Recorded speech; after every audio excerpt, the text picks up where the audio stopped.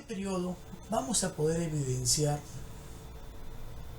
que va a existir una influencia muy marcada de la cultura tiahuanaco, de la cultura nazca y de la cultura huarpa. Culturas que de una u otra manera van a influenciar en la presencia de un gran imperio, que es el Imperio Wari. Ahora, las características más resaltantes del Horizonte Medio podríamos mencionar lo siguiente. Va a ser un periodo en el cual los dominios del imperio van a expandirse por todo el territorio de la costa y de la sierra, creando centros de poder, como podríamos decir, capitales. Las capitales o ciudades principales que van a ser llamadas cabezas o cabeceras de región, las cuales van a ejercer el poder político, económico sobre los pueblos y culturas de las diferentes regiones de la costa y de la sierra. Estas cabezas o cabeceras de regiones se van a constituir en sitios estratégicos donde las autoridades máximas van a ser los sacerdotes y jefes militares, ya que se ha considerado que en este periodo se desarrollaron las teocracias militarizadas.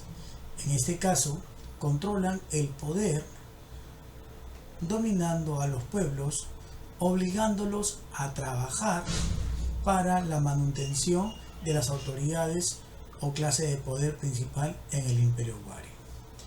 Otro aspecto importante que podríamos mencionar, como recibe una influencia de pueblos de la costa y de la sierra y ejerce poder sobre todos los pueblos del ámbito de las dos regiones costa y sierra, va a nutrirse de todos los aspectos culturales de estos pueblos. Es por ende que van a desarrollar una agricultura muy avanzada, tomando técnicas muy importantes de todos los pueblos de la costa y la sierra. Podemos evidenciar canales de irrigación, podemos evidenciar la utilización de huachaques o chacras hundidas, podemos evidenciar la presencia de guaruguaru o camellones, podemos evidenciar la presencia del sistema de andenería o andenes, que también se van a constituir como un mecanismo importante para el desarrollo de la agricultura en estas regiones. Además, podríamos mencionar que el imperio más destacable en esta cultura, que ejerce el poder en el Horizonte Medio, también va a ejecutar la influencia religiosa sobre todos los pueblos. Es por ende que se va a universalizar el culto o divinidad principal al dios Viracocha o Huiracocha, también llamado. Ahora, este dios es considerado el hacedor del universo, es el dios principal. Sin embargo, también se ha evidenciado la presencia religiosa de otros dioses secundarios, de los cuales podemos mencionar el felino, que va a constituirse por la influencia tahuanaquense. Vamos a tener la influencia también de la adoración al sol, la luna, la lluvia, pero el dios principal que va a estar evidenciado en diferentes esculturas líticas va a ser Viracocha, que va a recibir diferentes denominaciones. Podríamos llamarlo dios lloroso, porque de sus lágrimas de sus ojos desprenden lágrimas que evidencian la importancia del elemento hídrico del agua para la agricultura. Le llaman dios de las varas o dios de los báculos, porque en sus manos sujeta dos cetros de poder, que se cree o se presume que eran los cetros que les permitía transformar el mundo. Ahora, el Horizonte Medio va a estar marcado por un cambio radical en el aspecto de la organización política, social y económica. Se va a evidenciar la organización en ciudades principales, por eso es que se le llama el plano urbanístico, desarrollando ejes principales que son las cabeceras o cabezas de región.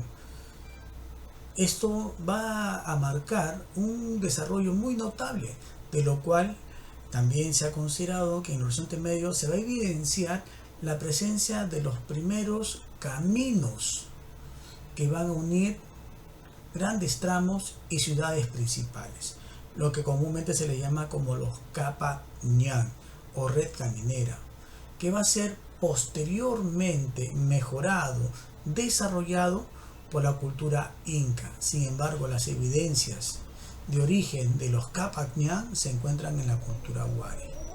También es importante mencionar en el Horizonte Medio que aquí vamos a tener la presencia de lo que es tres actividades económicas importantes: la agricultura con las grandes obras de ingeniería hidráulica, la domesticación de animales, que va a estar presente para la utilización de sus diferentes carnes como dieta alimenticia, y de lana para el desarrollo de los tejidos importantes que se van a encontrar en este periodo. Tejidos que van a tener una influencia nazquense, una influencia tiahuanaquense, y que van a ser muy característicos por sus colores muy definidos, la diversidad polícroma que existió y las imágenes tomadas de los pueblos antes mencionados. Además de ello, se va a tener en cuenta la presencia del comercio como actividad económica. Un comercio que fue bastante intenso, porque este comercio le permitió abastecerse de productos que se encontraban básicamente en la costa y que se necesitaban en la sierra, y había un intercambio comercial a través del trueque. Este tipo de organización que mencionaba anteriormente, de carácter social, va a tener también la constitución de lo que es el famoso Ayllu. ¿Qué es el Ayllu? El Ayllu es una constitución de grupos humanos que de una u otra manera van a compartir algún tipo de afinidad. Puede ser sanguínea, puede ser religiosa, puede ser económica, va a haber algún tipo de parentesco. Entonces, este vínculo parental, digámoslo así, si es sanguíneo, es porque está relacionado con las familias. Se agrupaban en sectores compartiendo la misma relación que los unía. Era en el ámbito económico, comunidad de campesinos, llámese agricultores, comunidad de domesticadores de animales o comunidad de comerciantes. De esa manera se va constituyendo en este periodo la organización social más estable, que posteriormente, cuando aparecen los incas, es que se define ya el Ayllu como la base de la sociedad incaica. Sin embargo, en este periodo del Horizonte Medio se ve evidenciar básicamente la presencia de los inicios del Ayllu. Cabe resaltar también que aquí vamos a encontrar un desarrollo muy esplendoroso en lo que es la cerámica. Una cerámica que va a tener una influencia exquisita, digámoslo así, por parte de dos pueblos importantes del primer regionalismo. Recordemos que en el primer regionalismo o intermedio temprano, lo que vamos a evidenciar van a ser grandes maestros artesanos, de lo cual tenemos ceramistas importantes. Vamos a tener también el aspecto metalúrgico, que en este Horizonte Medio se va a tomar como parte de su desarrollo y lo van a perfeccionar y por ende lo van a mejorar. Entonces, su cerámica va a haber una influencia de la costa, de la sierra, evidenciándose básicamente la presencia de Nazca y Tiahuanaco. Recordemos que la cultura nazca aporta en el aspecto de la cerámica la policromía, la pictografía, que son elementos muy trascendentales de la cerámica nazca, que básicamente lleva la denominación de lenticular, visual, polícroma o pictográfica. Además de ello, podemos decir que la otra cultura que influye directamente es la cultura tiahuanaco. Su cerámica tiahuanaquense va a ser resaltante. ¿Por qué? Porque es una cerámica de estilo religiosa ceremonial, evidenciando básicamente su utilización para rituales religiosos, de lo cual evidenciamos la presencia del quero y el pebetero, que van a estar presentes en el Horizonte Medio.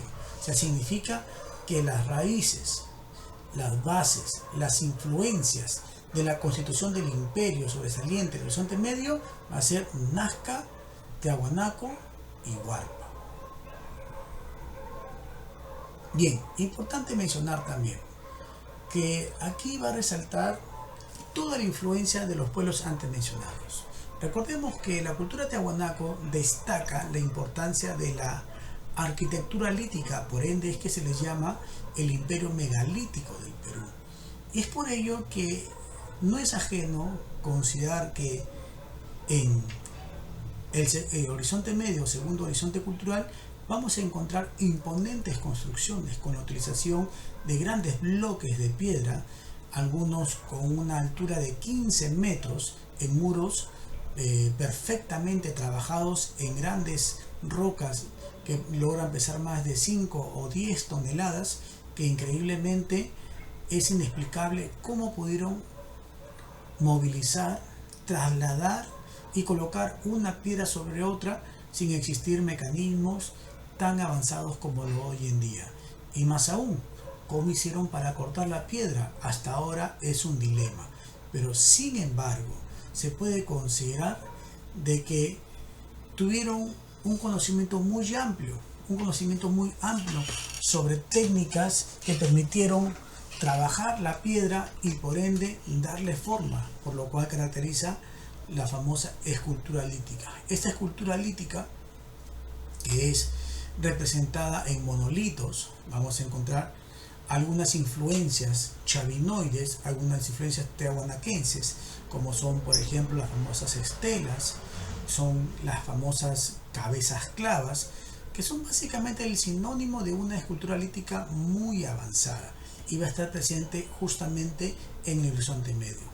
Ahora, el horizonte medio, según las investigaciones, debió ser el horizonte cultural más importante, en lo cual podría considerarse que hubiera sido la máxima expresión de estos pueblos o el imperio resaltante del horizonte medio. Sin embargo, las investigaciones logran determinar de que hubieron muchos factores que ayudaron a que el horizonte medio decaiga y que lamentablemente los imperios que se habían erigido tengan un periodo de decadencia total y pueda permitirle el surgimiento de un segundo regionalismo o un intermedio tardío posterior.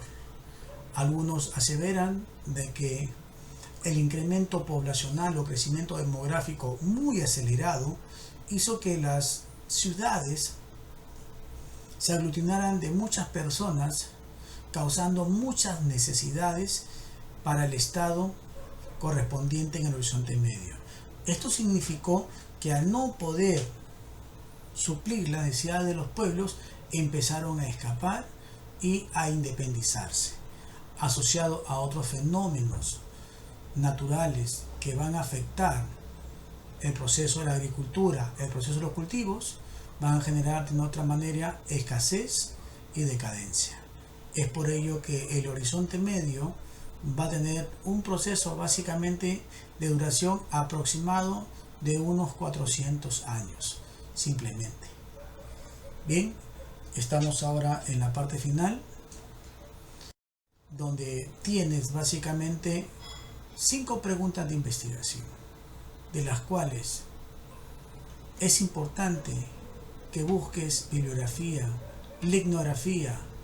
Hoy en día desde casa se puede aprender, se puede investigar y se puede estudiar y acrecentar nuestros conocimientos. No olvides, quédate en casa, protege a tu familia y a ti mismo.